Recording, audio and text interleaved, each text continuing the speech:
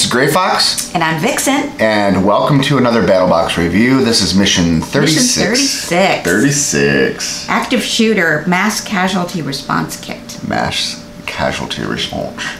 Yes. Alright, so they came up with this box after the Las Vegas shooting. Yes. Is that right? Yeah, which was the biggest mass shooting in United States history.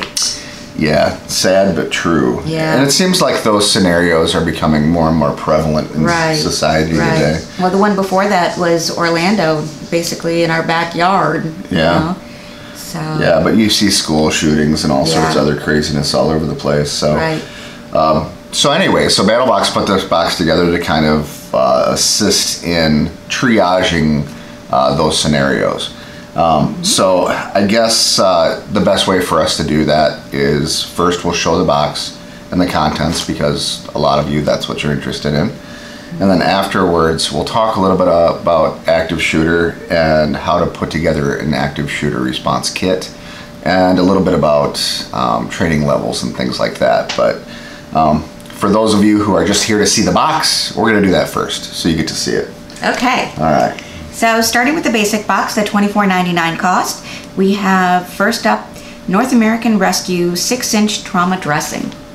Alright, so this is the trauma dressing, which looks very similar to a Israeli bandage type dressing, but in reality it's just a standard dressing to stop blood. So it's just a trauma blessing, probably not at that point, dressing. It might be a blessing if you come along and help somebody. I guess, maybe. But this basically is just like a heavy, thick gauze that absorbs a lot of blood. And you can, wrap the wound, tightly to keep it from continuing to bleed. And this should be in any medical kit anywhere. Absolutely. People should always have these. And these are nice and compact. I like having quite a few of these. I like these and I like the Israeli bandages. I actually like having both because they really kind of serve two different purposes. You can use them for the same thing, or you can use although the Israeli bandage is a little bit more adept because you can turn it into a tourniquet and things like that and apply additional pressure to the exact wound spot. But these work great, and it's good to have quite a few of these in a kit. Okay, so next up we have BattleTac Tactical Glove dispenser? Glove dispenser with nitrile gloves. Okay, so this is the glove dispenser. It has a nice hook for your gear. You just throw the gloves in the top, and then they dispense through the side like this.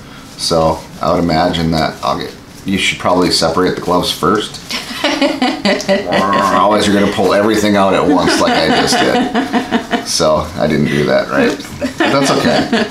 So anyway, so the gloves just tuck in the top. Make sure you separate the gloves first and they're not all stuck together like me, because I'm a nug. But, then you just kind of pull your gloves out and you have your gloves. But anyways, not how I typically keep my gloves. I mean, this would work okay for certain things. I do like the kit. It'll be nice to keep in a spare kit, but I keep my gloves in a plastic, like a Ziploc bag, and then in a separate pouch from there, just because I don't want any contaminants getting to the gloves. Like I don't want any dirt getting in there or anything like that. I do think it's cool, and I do think it's a really cool idea. It's just for me, it's not going to be ideal.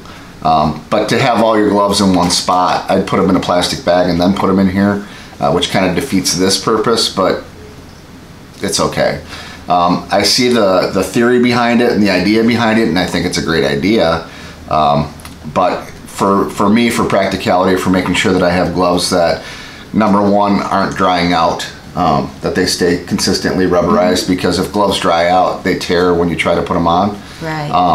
And to make sure that there's no contaminants getting to the gloves, like dirt or blood or anything else. Yeah, and you don't want to put on dirty gloves to help clean somebody else's wound. No, exactly. But other than that, it's a cool idea.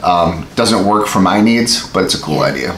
So you know what I think would have made it better is if they had like a little zipper here instead of just an opening. That way you unzip it to pull it out and then zip it right back up. Zipper, Velcro, anything like that would have been would actually be great in that scenario. Right. Just so that it wasn't always open, right? Yeah. Because it's always open, there's stuff that can get into it, you know. Sure. And if you're in a situation with like a nuclear, biological, chemical type thing, all of that agent is going to get into these gloves. So even when you get out of that scenario, the gloves are still going to have that agent on them. So they're already contaminated. So they're contaminated and basically unusable. Yeah. So anyways, it's a great idea. I think that it's great that they provided it.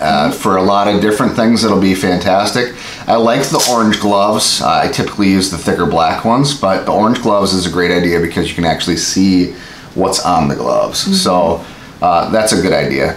I use the black ones because I get them free and they're thicker. And but you have a lot of feeling in them. Yep. So, but there's special gloves anyways. But no, it's cool. Yeah. Just doesn't fit with my needs. Yep.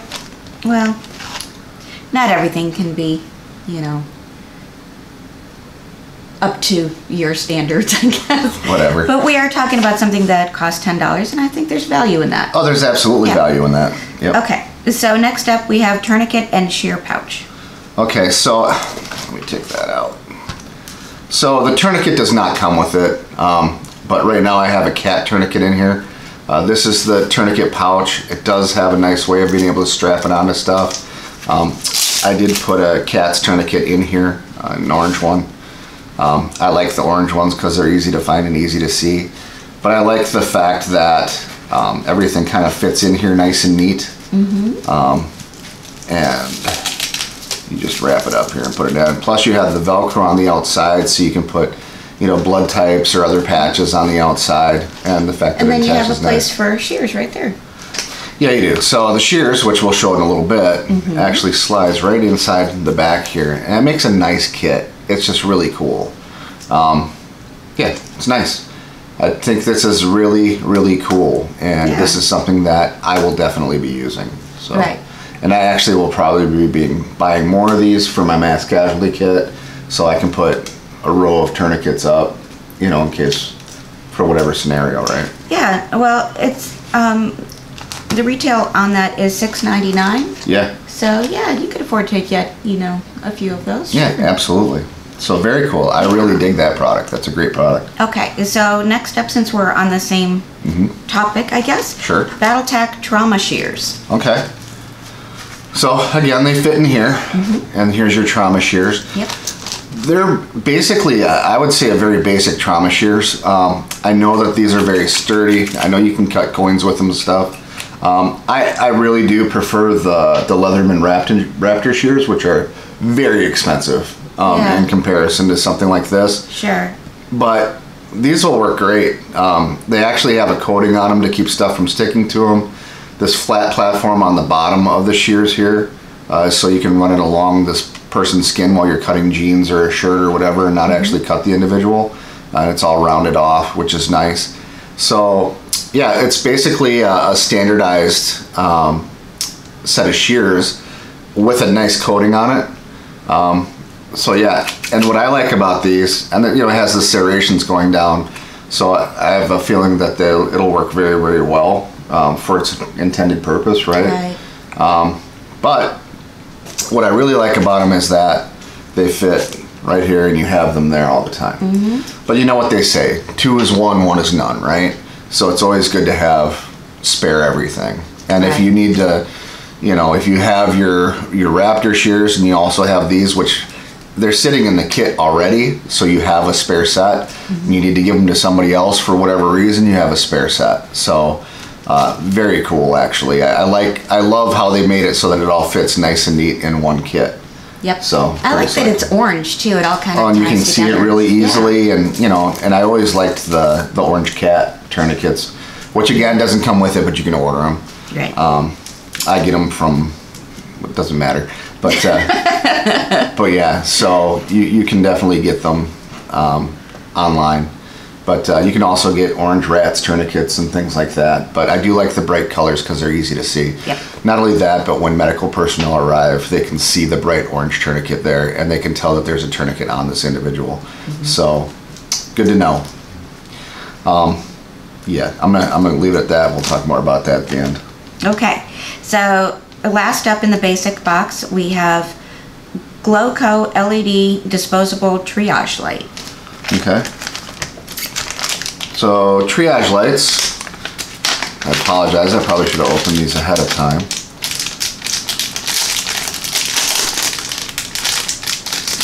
Okay, so let's see, we got on off. I gotta pull this thing here.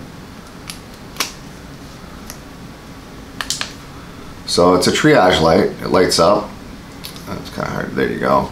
And you can change the color of the light from red, yellow, blue, and green. Red meaning that somebody needs immediate attention from medical personnel. Usually for most of us in Battlebox, it's going to be, most of us, not all of us, but for most of us, it's going to be somebody with a higher level of training than we have. Your yellow is basically somebody that is not an immediate need, but they're definitely in need of medical attention. Well, it says observation / stable. Yeah. Not in danger of death, but needs care. Sure. So they do need care, but they don't need treat them immediate second care. after the critical condition, Right. which is the red. Okay, I agree with you a little bit, but That's what it says on here. okay, but let's talk about reality versus what's there. Okay. Yellow may be somebody that you can treat, depending upon your training ability, right? So I can apply a tourniquet, but I can't, do surgery or anything like that to somebody, right? Right. I can do stitches and things like that, but if it's a major wound, that's something that somebody with a higher training than my level is going to be able to take care of, right? Sure. Whereas somebody with a yellow is somebody that I can probably treat because that's my level of training. Okay. Okay? So it's not like I'm going to mark them yellow and just leave them if that's the only person that's marked yellow. When you have other people that may be at a higher level than I can actually handle, so I can come back to that person that's in yellow and I can actually treat that individual, right? Whereas I may need, the EMTs or the paramedics or the whoever, the doctors or whatever, to treat those people that are in the red zone. Whereas I can go give assistance to people at a yellow level. Okay. Does that make sense? Sure. Okay.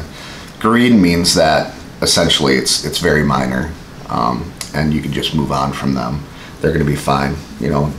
It's like Band-Aids. Band-Aids and cold packs and stuff like that. That's no big deal. Blue essentially is that they're either not going to make it or They're already gone, right? So that's what the blue is. So these lights are cool. They have a sticky pad on the back. You can just stick it right to them. The nice thing is if you're dealing with a nighttime scenario, they're going to glow very brightly and they can see it. And the on-off is on the back. So once you stick it to them, you can't get to that on-off anymore. So it's not going to change colors on you. But anyways, so yeah, pretty slick. I like these a lot. I prefer using markers. I've got markers in my kit so that I can just write on their forehead, whether what color they would be in a multi-triage situation. But for a nighttime situation and for having these are really actually pretty cool, right? They're not permanent markers, are they? They are. Because I really wouldn't want to wake up and have green on my forehead. Well, you know what? If you're going through a scenario, I don't think you'd care. If you needed emergency medicine, emergency help, I don't think you'd care if you had a mark on your forehead that you had to wash off later on. Right? I suppose. Okay. 4 days later, I'm walking to work and it says green on my forehead. Hey, I'd rather have that. I mean, when you're in a hurry, you have to do it fast. The last I care about is what somebody looks like, right? I care about making sure that their lives are safe and they're okay. Okay. You know what I mean? Sure. Okay. Moving on. Moving on. So that was everything that was in the basic box. That was your $24.99 cost. The value of that is $44.56. You know what? That's an awesome basic box. Yeah. As much as, I understand that I may have been a little hard on the glove thing, which just doesn't work for me. For other people it may. But the tourniquet kit with the scissors is flipping fantastic. This is great. You know, yes, you have to buy the tourniquet if you don't already have one, but it's still really awesome for when you do get a tourniquet, and the fact that the scissors fits right in there is fantastic. It's nice to have one kit, right? Right. Well, you know, going back to that dispenser, you know, just because you don't like the slit there, you could still put your gloves in a plastic bag and then put them in there. Put them in there, yeah. Yeah, absolutely. So it's not that, you know, we're not going to use it. We are. Sure. No, absolutely. Well, the reason I'll use it is because it has the nice straps that you can put through multi-webbing. Yep. That's what makes it for me. That's why I will use it. But like I said, I'll use it with a plastic bag insert. Okay. Fair enough. All right, so moving on to the advanced box, the $49.99 cost. First up, we have Halo chest seals. Okay. So these essentially are just big stickers that cover a large area of a chest or of a leg or whatever it may be. But typically these would be for a sucking chest wound, which means that it's penetrated the lungs and, you know, it sounds brutal, by the way. But anyways, so basically what this does is it creates a seal, a constant seal. Now these are non-breathable, so I'm not going to use any big words, by the way, because I want you guys to understand, you know, at all levels what I'm talking about. So essentially it creates a seal so that the air cannot get in and the air cannot get out. And so the important thing with a sucking chest wound is not only do you have to check the front of the individual, but you need to check the back of the individual for an exit wound, because even if you cover the front, that just will push everything to the back. So you have to cover both areas. This plastic that this is created of will actually make a good seal as well with, you know, medical tape or, you know, gauze or whatever you got to use, because the plastic will seal against the body. Of course, you're not going to want to use the side with the sticker. You're going to want to use the inside. But a standard MRE, which is how we're training the Marine Corps for those, is to just use the plastic from an MRE to cover it, and then you cover the back, you know. But anyways, so yeah, so these are great. Definitely worth having a couple of these. If you're dealing with an active shooter scenario, you're probably going to run into that scenario, because the lungs are a fairly large area within the chest area, and they'll probably get hit. Someone will probably get hit in that area. Right, right. Okay, and then next up in the advanced box, we have rescue litter.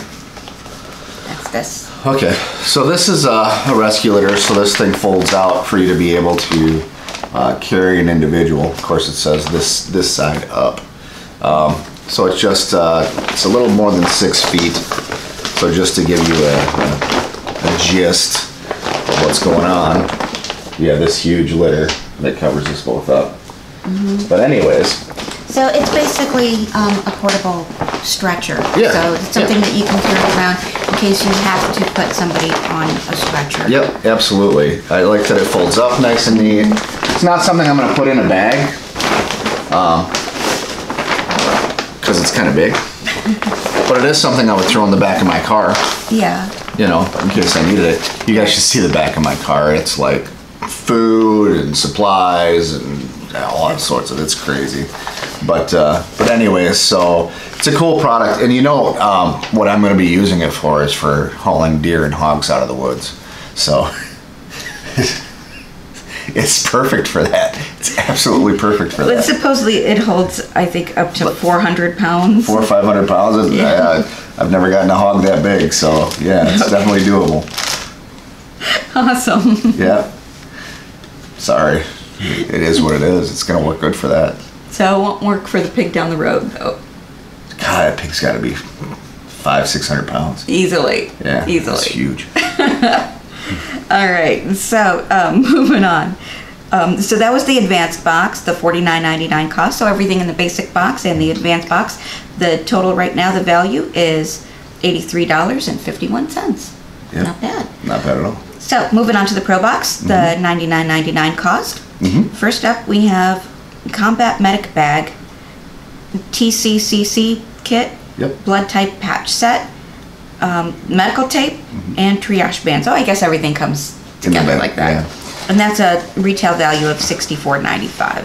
So this is the bag, and I wasn't sure about it when I watched an earlier video, but now that I've gotten to see it and look inside it, what a great kit. I really like it. It's fantastic.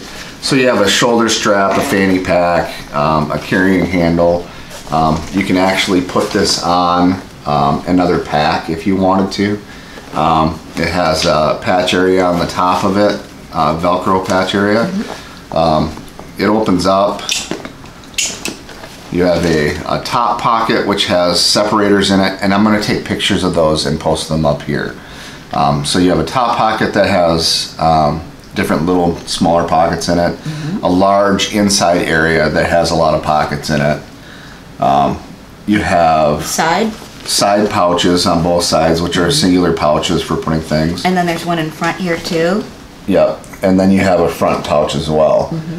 So there's lots of pouches, lots of organization, lots of places to put things. Plus you have all the MOLLE webbing, all over the place to attach things to it. So yeah, this is a great bag, and I really love these poles. Yeah. They're very comfortable on the finger. Right. Which is very, very cool. So anybody that's ever seen a video of ours knows I love a bag. Right. Yeah. I really like this bag.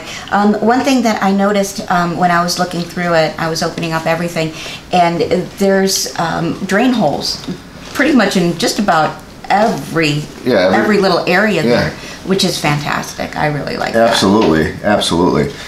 So also included in the kit are, so you have these. Let me show you. Take this stuff out. So you have these cards. So they're casualty care cards. So you can basically mark down, where the injuries are on the cards. You can mark down all sorts of information about the patient and the priority of the patient. And then you can put different information on the front as well. So these cards are very cool for triage. I think the ones that we have are scratch-offs just for basic information, but those cards will work great. It does come with a little marker that you can attach so you can find it easy, and then it has medical tape so you can tape it on or use the medical tape for something else. So those are very cool and very interesting. The one thing that I will say though is if you're assessing a scenario, be careful what you say, because you can only assess to the level of your training, right? So you only have the knowledge of what you've been trained up to. You can't say that, what's wrong with them, and if you can't take their blood pressure, and if you can't do this and you can't do that. You can't put that on these cards because they're just not going to know. So you're just going off of whatever information you have up to your level, right? So if you see somebody whose blood's pumping out of them, let's say, then yes, they're probably going to need a tourniquet. A couple inches above the wound. I think it's 1.5 to 2 inches above the wound, just to make sure that you're stopping that bleeding in that area, right? But you need to be trained up to that level. So before you use a tourniquet, before you use a lot of the equipment that they're providing, make sure that you're trained up to that level or have an understanding. Read books, take classes, go to these things. It may save your life, it may save somebody else's life. It's very important that you have that knowledge and that you've taken those classes and you've taken an interest in knowing those things. You have to be prepared. And the only way to be prepared is to be educated. So, very cool. And from what I'm saying, it's the same thing with, I've noticed that some people do not know what their blood type is. So these are blood type patches. So I am O positive, and you are A positive. A positive. So we know what our blood types are. It's very important that you know what your blood type is. Yeah, absolutely. Put that patch on there, and then when somebody comes by, they can see, oh, this person is A positive, O negative, O positive, whatever it may be, right? But it's important for you to know that. And it's important for you to know what your kids are, what your wife is, what your mother is, all that stuff. You should know what their blood types are. It's a good thing to know. In an emergency situation when they're, putting blood in out of an ambulance, because some ambulances carry, hemoglobin and stuff like that, it's important that you're able to tell them, hey, this person is O negative, A positive, whatever it is. It's only going to help you. And in a mass casualty situation where you get hit in the leg and you have to, put a tourniquet on or do whatever, hit in an arm, have to put a tourniquet on because you're gushing, which you can put them on yourself, by the way, if you're trained to do that. It would be good if somebody comes up and you're like, I'm O negative. Yeah. Not, or you have it on you somewhere that you're O negative, whatever it is, right? It's going to work a lot faster than them trying to figure out what your blood type is. Right. Years ago, I was in a car accident and I lost consciousness. I woke up in the ambulance just as the paramedic was about to cut off my leather pants, which I had just gotten for Christmas that year. Leather pants. I've never had leather pants since, by the way. But he did ask me my blood type, and I was able to tell him what my blood type was before I passed out again. Yeah, so it's important to know that stuff. And then much like the lights that we got earlier, you have these straps, per se, that can go around somebody's wrist or ankle or whatever it is. So again, you have your minor injuries, your delayed, your immediate, your deceased, and your expectant, which people are expecting to die. So the other thing that's important when you're treating wounds is that you first assess the area, and then you treat the wound, but you also need to treat for shock. Shock is something that will make people pass out, makes their heart beat faster. If somebody's bleeding and their heart's beating faster, they're just going to pump out more blood. So if you're treating for shock, which means keeping them calm, giving them a pillow, elevating the feet, and just keeping them calm, letting them know, regardless of how badly they're injured, they're always going to be okay. At least your verbiage to them should be, you're going to be okay. So it's important that you're treating for shock as much as you're treating for the wound, because keeping that person calm is just going to completely change the scenario for them. So important. Right. Plus, you can't get any information out of them if they pass out, like their blood type, next of kin, whatever, is there anybody else in the building? Is there anybody else in that room you were in? Did you see where the shooter is? Any of that, what do they look like? What are they wearing? That information is crucial in a fast-acting scenario, and you're not going to get that information if that person passed out. So treating the wound, assessing the scenario, assessing the immediate area, make sure you're safe, treating the wound, treating for shock. Moving on. Yes. So that was everything that was in the Pro Box. So for your $99.99 cost, everything that was in the Basic, the Advanced, and the Pro, your value right now is $148.50. Cool. Okay. So next up, we have the Pro Plus, the knife. Pro Plus! Yeah, and I was very happy to see the Pro Plus this month, actually. So, the knife of the month, Fox Knives FX 213. So Fox Knife Company, which sexy company. It's an Italian company. Not related to us whatsoever. No, not Sly Fox Tactical, just Fox Knives. So it comes with this really awesome holster type item, which you can open up and you can slip this right through Molly gear, which is pretty cool. Or your belt. Or your belt, or whatever, just locks up. And then it just pops off here, right off the front. And you have this cool knife. It's bright orange, so it's easy to see. It does have a pocket clip, so if you wanted to just put it in your pocket like this without the holster, you could. But that holster is trip. I like it. Yep. But if you're done using it and you can't get back to your bag or whatever, you could have it in your pocket. It does have a Phillips screwdriver and a flathead screwdriver, and also it has on the top a glass break, which is cool. It has this like really grippy rubber on the sides, and it has this nice cool hole on the bottom for lanyarding it or doing whatever you have to do with it. Right. It does open very easily, and it has nice thumb studs.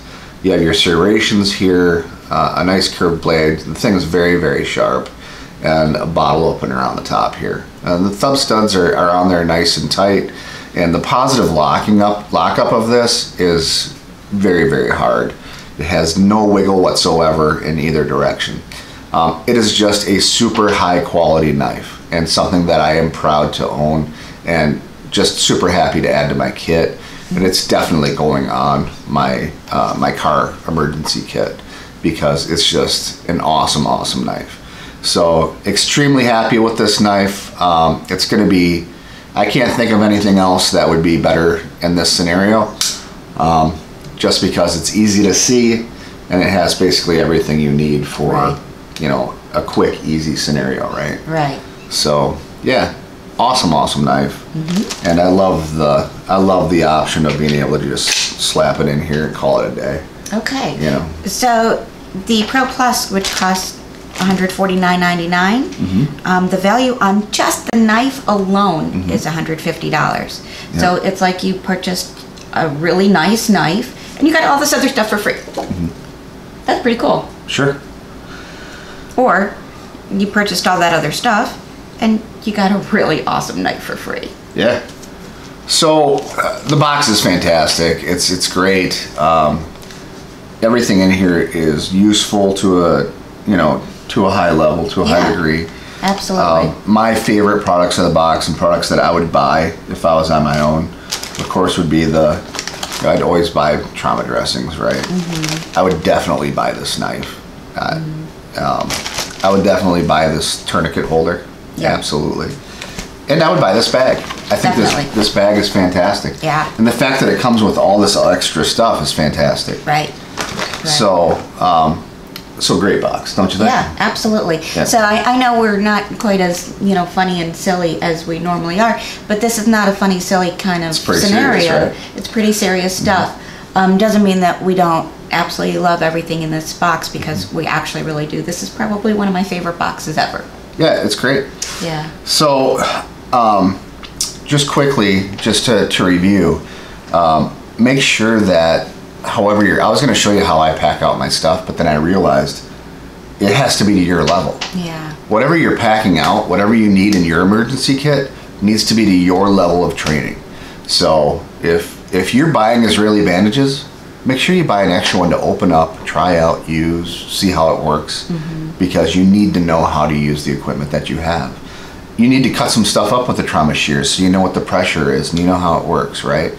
You need to, actually, if you have a tourniquet, you need to play with that tourniquet or a tourniquet to know how it works. Right. You have to be able to function that tourniquet.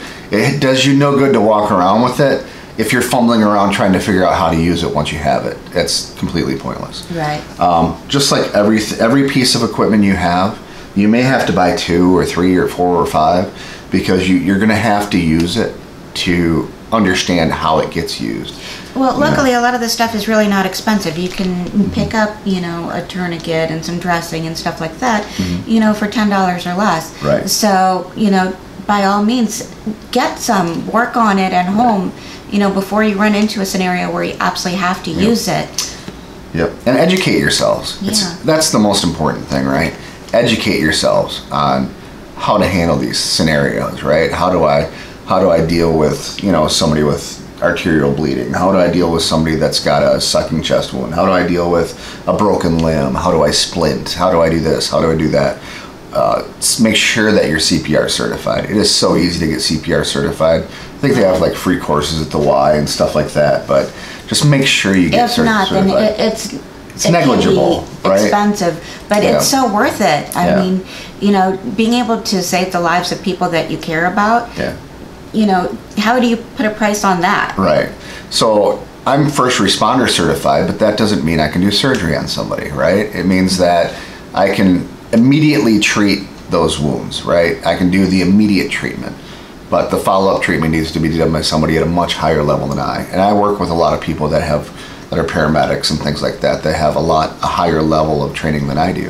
I know my limitations, and I constantly strive to build myself up, to learn more on how I deal with these scenarios. And I think that that's very important, and it's important for you to do as well. You can find a ridiculous amount of information on YouTube. You can find a ridiculous amount of information in books at your local library or at Barnes & Noble or wherever. You can listen to audiobooks. You can do whatever. There's a million ways to do it, but Right. you can go to your local Red Cross or your fire station or things like that. They have classes and stuff all the time. You just need to find those areas. Your local community colleges and things like that. They have courses all the time. Right. So, American Heart Association, Red Cross, all those places, just educate yourself on different scenarios and things like that.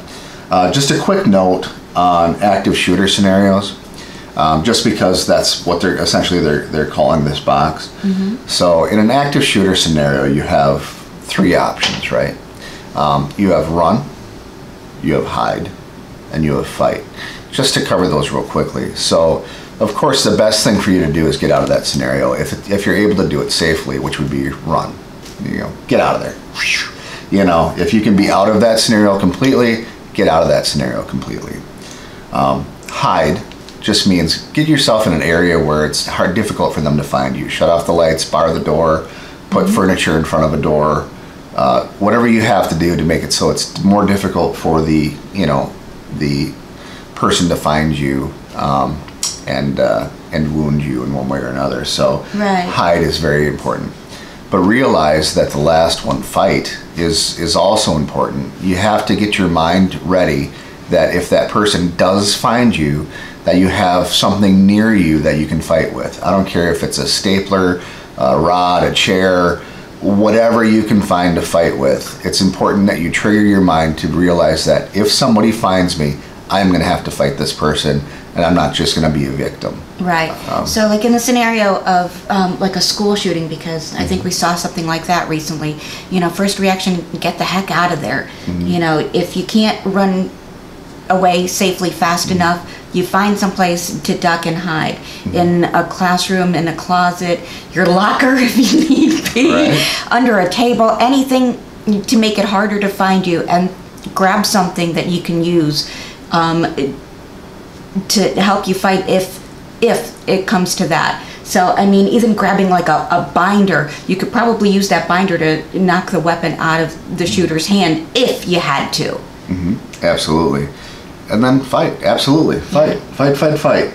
Don't be afraid to fight. It's important, right? It's important that you're able to defend yourself. What do you got to lose? You're either going to get killed by the attacker, or you're going to be able to take the attacker out. Or at least wound them so maybe they can't wound as many people, right? So run, hide, fight. Run, hide, fight. Just remember that. Run, hide, fight. Anyways, so great box. Yeah. A lot of good stuff. Also remember that if you're dealing with a mass casualty event and you have one tourniquet, that's only one person that you can stop the bleeding on. It's not like you can help multiple people with a single tourniquet. Right. So if you're dealing with those scenarios, or if you're in that scenario and you're trained up to that level, it's important that you have multiples of everything because you're treating multiple personnel. I know a lot of people, when they're using bags like this, they'll wear it or they'll put it on them or they'll strap it to themselves. How I respond to somebody that needs medical attention is I set the bag right next to them or right in front of me, and then I can go in there and work on it. And then I just grab it and move on to the next person. I'm not actually wearing it. But it's up to you. See what works for you. Put yourself in these scenarios. Don't just leave everything to chance. Train yourself. Practice. Because if you're not trying it out, if you're not practicing, if you're not using the equipment, then what's the point of having it? Right. It's important that you teach yourself to stay calm, and the only way you can stay calm is if you're not fumbling around trying to figure out what you're supposed to be doing. If you know what you're supposed to do in your head, then your body will follow. It's important to know that. Anyways, I don't mean to be so serious, but this is a serious thing, right? Yeah. All of you, typically, the majority of you, are interested in helping other people. That's the reason you're a part of this community, right? You're into survival. You're into the tacticality of it. You're into you know, being able to help other people in a lot of scenarios. And that's what a lot of this equipment is for. It's not for you, it's for you to help somebody else. Right. So, and I applaud you all for that, but it's very important that you're constantly learning and constantly striving to be better. And these skills that you learn now, you'll absolutely use the rest of your life. So, that's all I got. Or hopefully never have to. Never have to, right? Right. All right, so that's all I have. I wish you all the best. I hope that you absolutely never have to use any of this equipment, but if you do, I hope that you know how to. So, yeah. All right, that's it. Stay foxy, my friends. Stay foxy. Peace. See ya.